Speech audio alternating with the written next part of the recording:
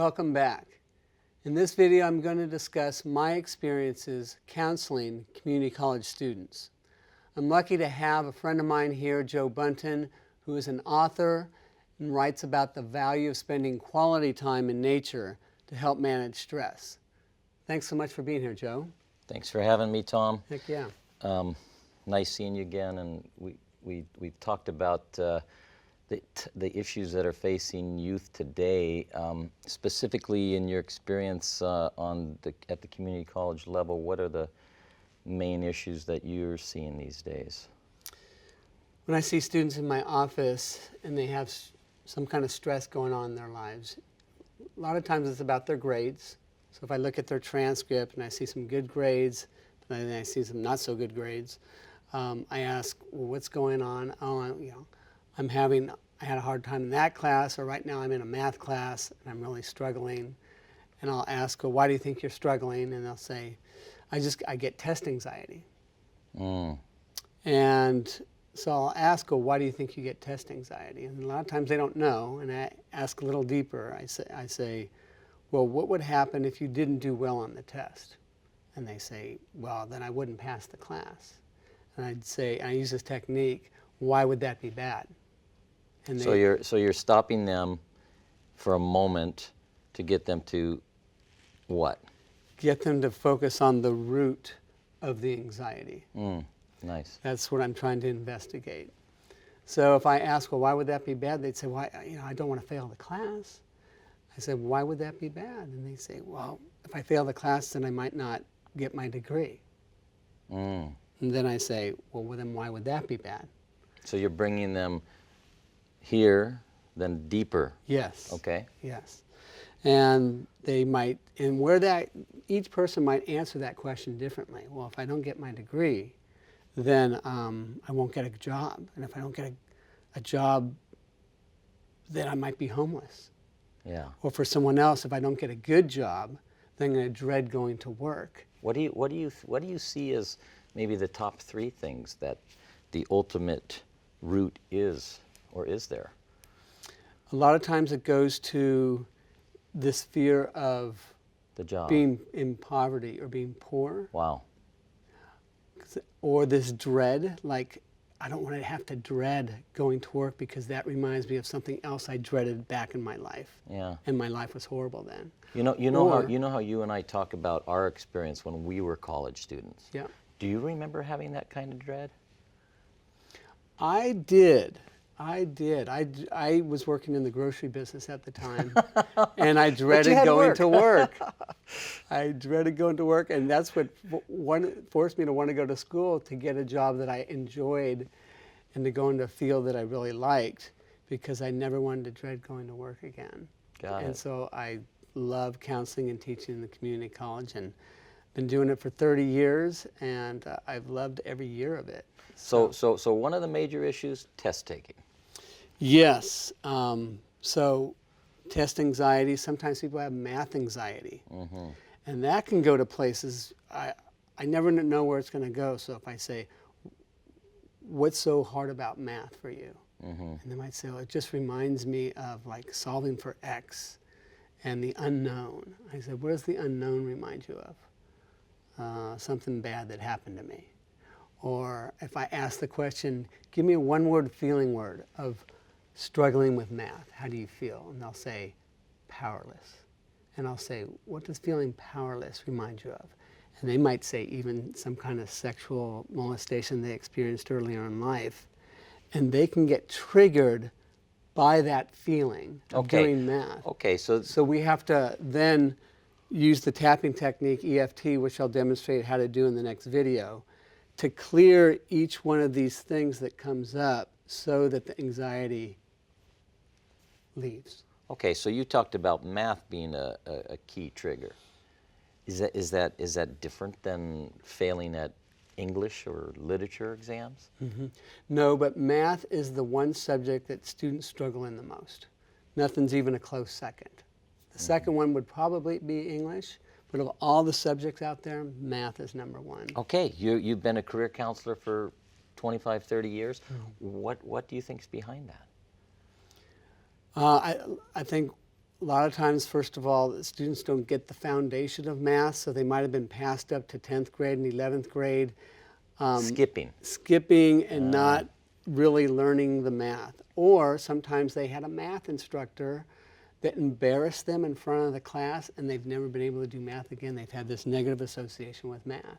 So clearing these kinds of things can make a difference. So I'll work with them with these routes that go to certain places. We clear those routes. A lot of times students are unmotivated. And I'll say, well, why do you think you had these bad grades, or why did you withdraw? And they'll say, I don't know, I didn't go to class. Well, why didn't you go to class? I don't know, I've just been losing my motivation. Well, what's your major? Well, I don't really have a major. Or they might be in a major, but they're not crazy about it. And one of the reasons is because the high schools don't do a very good job of preparing students to know what they're good at and what field they ought to go into. So to me, the high school should be giving every student who graduates some kind of career test that shows what they're interested in, and an aptitude test that tells them what they're good at. Are they good at spatial reasoning, verbal reasoning, quantitative reasoning? What are they good at?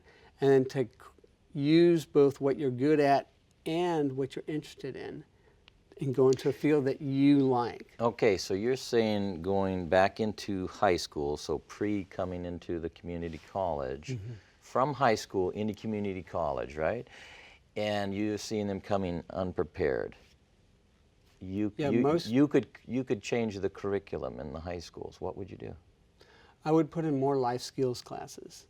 So learning how to balance a checkbook, what it takes to buy a house, what it takes to manage your finances, emotional intelligence. If you have negative emotions, can you then find a way to deal with those negative emotions and still be able to move on and get past setbacks that happen to you?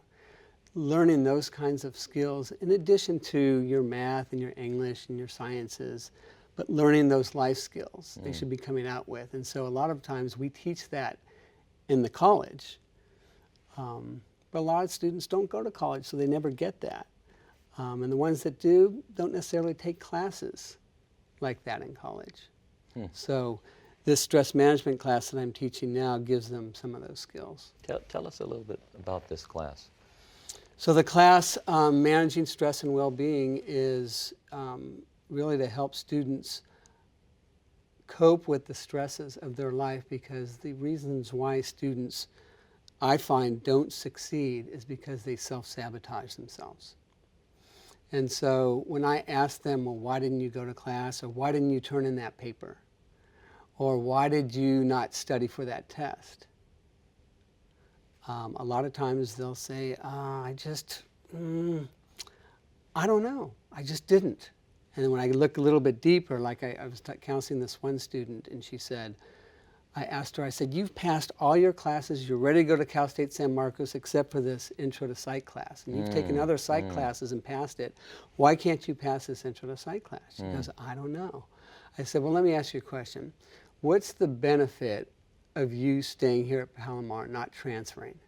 And she said, I don't know, I've been wanting to transfer. Then I just turned it around and I said, okay, what's the negative of you transferring to Cal State San Marcos? Imagine yourself over there. What's the negative of that?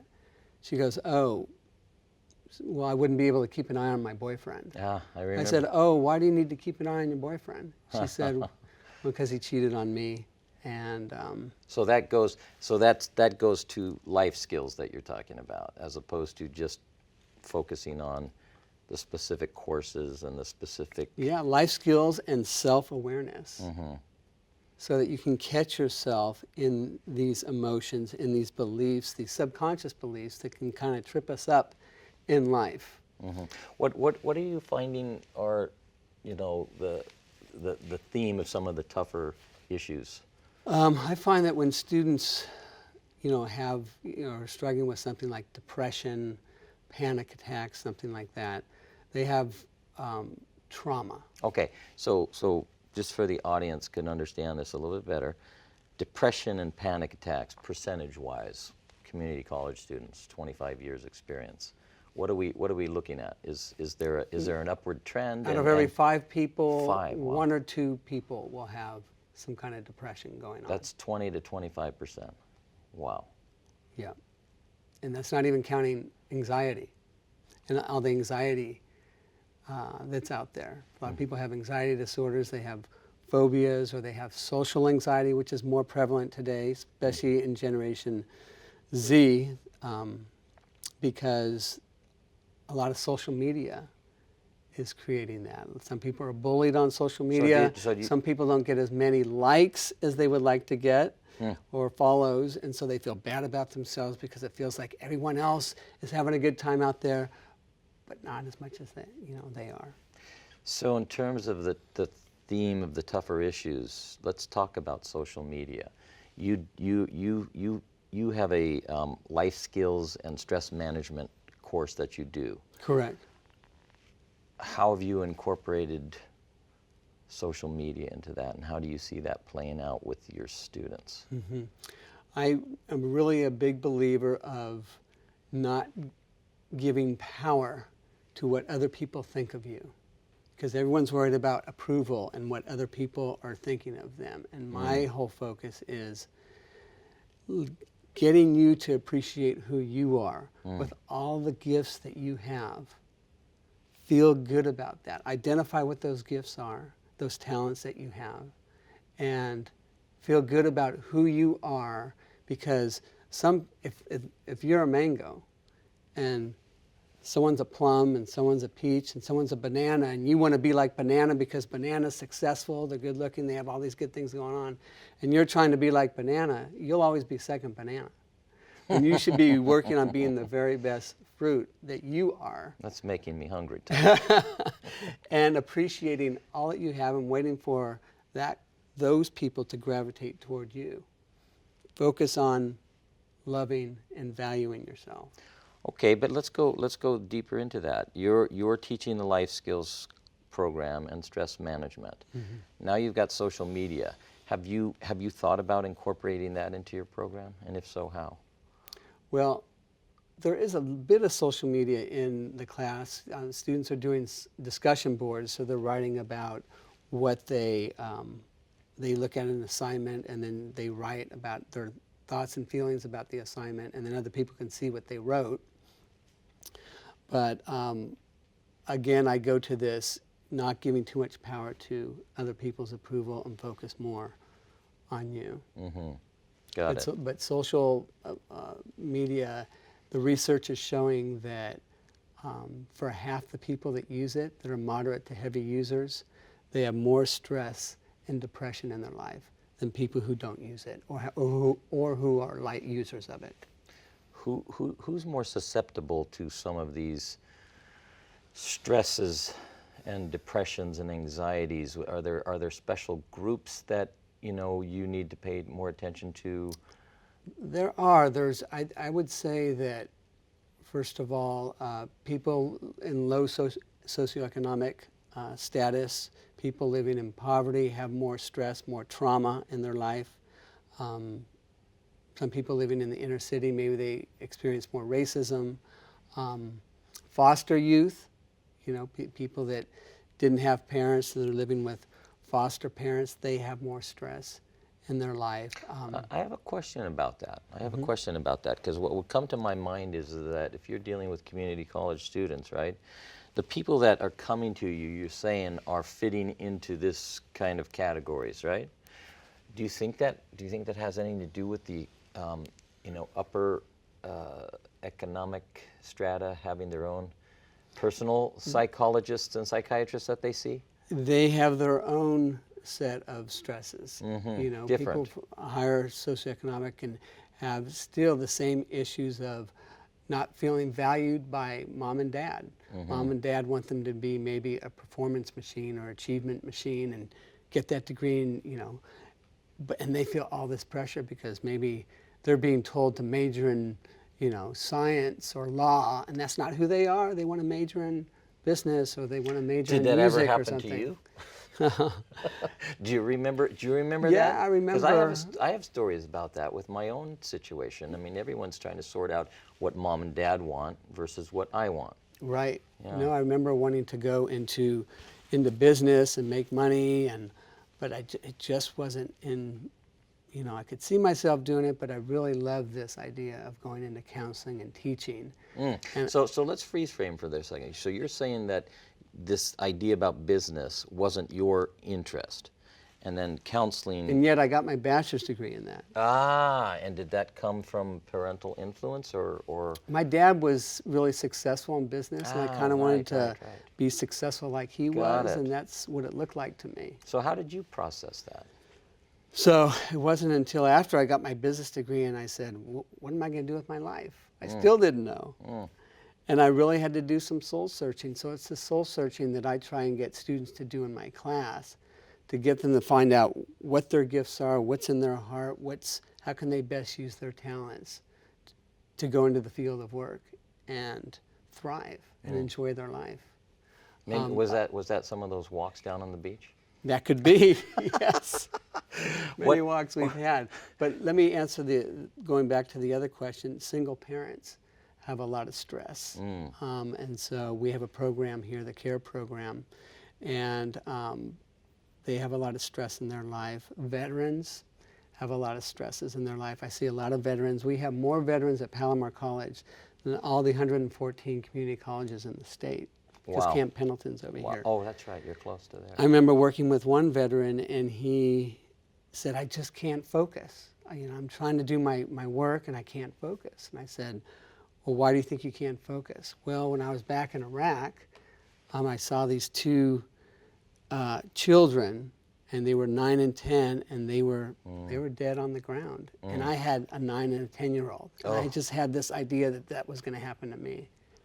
And so we tapped on this idea of, even though I feel like I can't focus because I feel like this is going to happen to my kids, I allow myself to let that thought go because there's no connection between what happened to them in Iraq and what happened to my students. So you can logically tell them that, but it doesn't necessarily go to the emotional brain. So when we tap on that, after 20 minutes of doing that, he got this big smile on his face like, Relief. it's gone. Wow. It'd been there for 7 years. Wow. And it was gone. Before we get into the tapping and some of the techniques that you're going to share with us, what unhealthy, mechanisms are you finding the community college students are using that you need to make them? Yeah. So when they feel stress, a lot of them are wanting to smoke it away. Vape or smoke marijuana or cannabis, they call it. Drink it away. Video gaming it away. A lot of students are spending 9-10 hours in video games. Students. A day. Jeez. So some of them have addictions to that, or the internet, or their cell phone. Addictions to shopping. So there's all these unhealthy ways of coping with stress, which works in the short run, or they wouldn't do it. It works. But in the long run, we know that addictions, end up causing more problems than they had at the beginning. So what I try and do is instill more healthier coping mechanisms. So when they feel that anxiety and stress, they know how to release it in a matter of minutes so that they can go and then study or do the things they need to do. So let's go into that. Sure. Tell us the top 3 coping mechanisms that you would recommend. The tapping technique, EFT, is definitely one of them because it works quick. When you feel this stress, you say what the stress is, even though I have this test anxiety, which reminds me of not doing well in 12th grade. And this is stuff that I can do at home by myself? By yourself, you just tap on the points here as you're saying the statement of even though I got all this test anxiety, I allow myself to trust that I'm going to be fine because I've studied the material. I can let go of this anxiety, and within minutes, it goes down. That's one technique. Another technique is breathing exercises. Mm-hmm. And I talk about how to do that later on in the series here. Another one is somatic experiencing. What is that? That's where you learn to Visualize? you kind of learn to like relax your body and go with the feeling before it started to get tight. So some people have had trauma or even little, things that are mini traumas, learning to relax your body during that time. Or at the time you're trying to get rid of it. Another one is innate emotional release that works really well, and I'll explain how to do that in another video series. What about affirmations and positive programming? Where are you on that after all these decades? Affirmations, I think, are just reframes. I think they're better if they're reframes. So an affirmation might say, I love and accept myself. That's an affirmation. But to me, it's better to say, even though I grew up thinking that I wasn't good enough. So the reframe is juxtaposition against the negative. Is that right? Yeah. So This you want is to the state, negative. even though I have these ideas of why I'm not lovable, Yeah. I allow myself to feel lovable anyway because Okay, I have all these qualities. so let's stop right there. What's the difference in what you're understanding in the psychology of somebody's running or they're working out or they're doing something healthy and they're telling themselves, every day I'm getting better and better and every day I'm getting stronger and stronger. Yes. Versus what you're talking about now with a reframe. For some people, that will work. I'm getting stronger and stronger. But if they have subconscious programming in there It's not gonna from get rid of it. somebody who was abusive in their life, those messages are going to be much stronger than any affirmation they're going to tell them most times. Yeah. And that's why they struggle with self-sabotage. So as much as they try, they might take 3 steps forward, that they're going to go 4 steps back eventually because of that negative programming. So my whole course is around bringing self-awareness to the mind and how it's thinking about things so that you can clear that out and then bring into your life what you want. Okay. And what are you finding is the requirements of doing this work to how long it lasts and how permanent it can be? I find that when you identify the root of something Yeah. and you find a way to release that, 80% of the time it doesn't come back. Like I work with on the release right there. Yes. Through, for example, your tapping. Right. And your reframe. Yeah. So like if someone's come up to me and they've said, God, I got this pain in my lower back. Yes. And I'll say, well, what was going on in your life? When did that start? And I'll say, oh, like 10 years ago.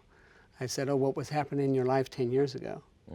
Well, I divorced my wife and moved away from my 5 kids. So you say once you identify the root, then you can create the reframe through the tapping. Right. And once you've done that, it's an 80% success is what you're finding. Right. So for Whereas if you maybe only go down this low and don't get to the real root, it'll keep coming back. It keep recurring. Yeah. So for the example of this guy, he was, he had this pain. The doctor said, it's 9mm herniated disc. You're going to have it the rest of your life. And I said, okay.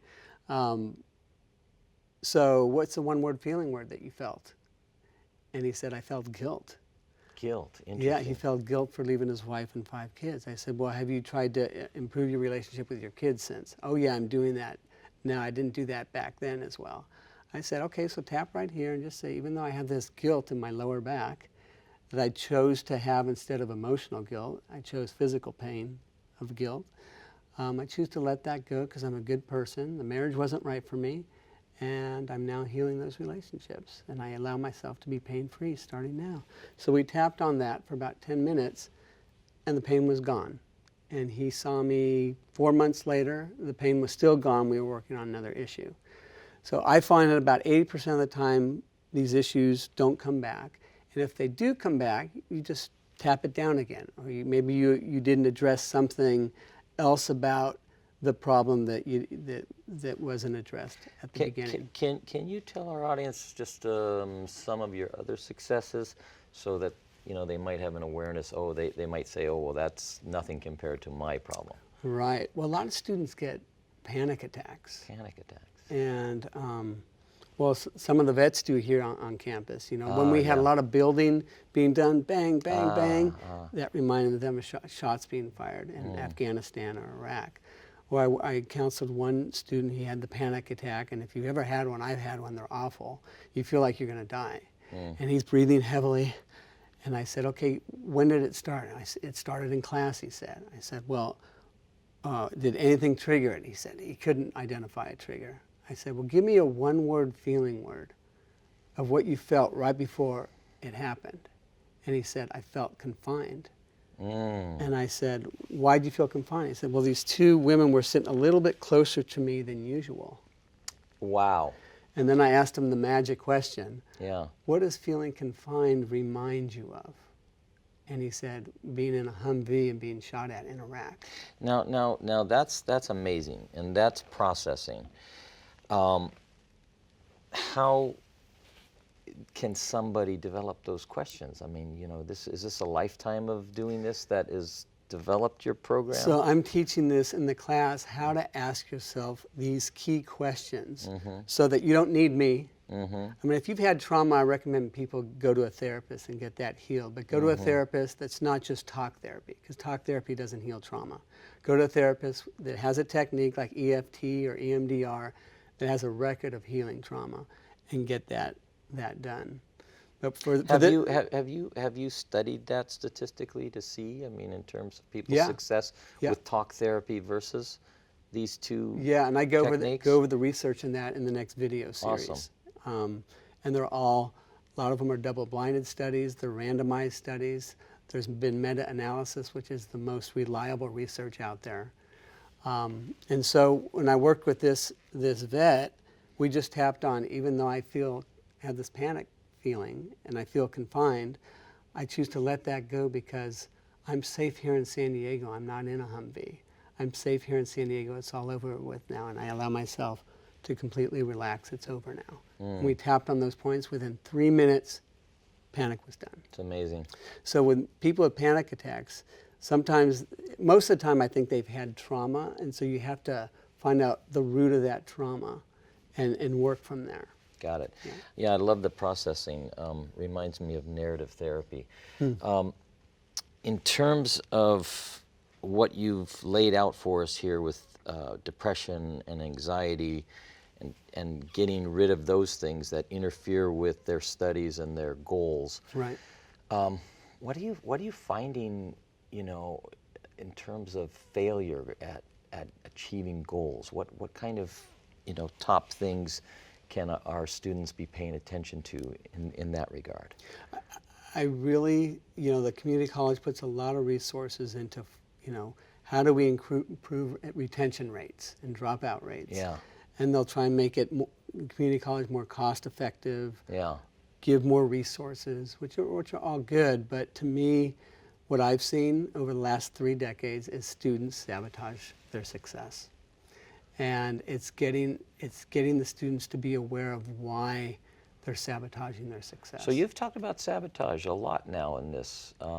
So would you as a counselor, a career counselor, then have a class that focuses on that? How would you address that?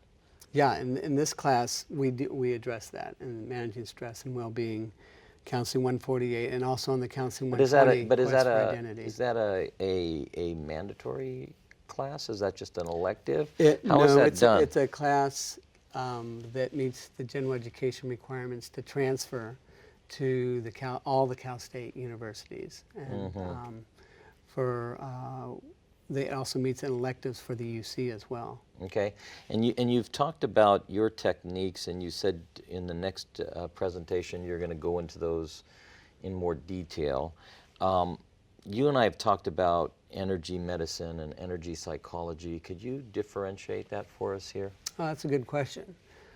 Energy medicine is using usually hands to move energy and release blockages to restore energy flow in the body. So you might rub a certain energy point, or you might tap on it, or you might have a hold of certain energy points while you're doing that. Like this is the hold in TAT, Tapas acupuncture technique. Acupuncture then would be considered The energy working medicine? Yes, working with the meridians. Acupressure, acupuncture. Ways of moving energy in the meridians or the chakras or the biofield. But energy psychology is using a reframe statement. Like in cognitive behavioral therapy, you create these reframe statements to help people eliminate distorted self-beliefs that they have, or thinking errors that they're making.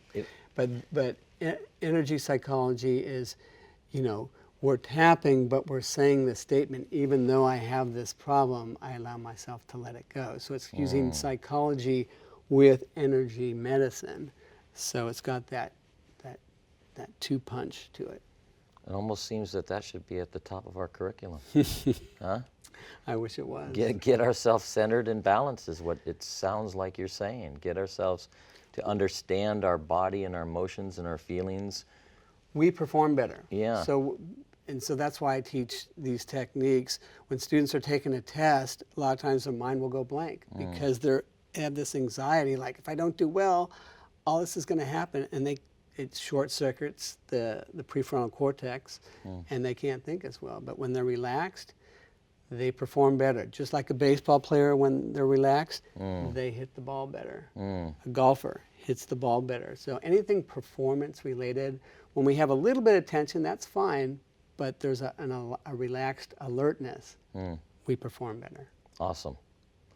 Well, thanks, Tom, for answering all these questions, and I look forward to the next session. All right, thanks for being here, Joe. Okay. Yeah. I hope this interview helped in maybe understanding some of the ways you've been sabotaging your success. In the next video, you'll learn how to use EFT like I do on myself and with students, so you can correct self-sabotage or use it to eliminate pain, stress, anxiety, or what have you. Thanks for listening, and we'll see you next time.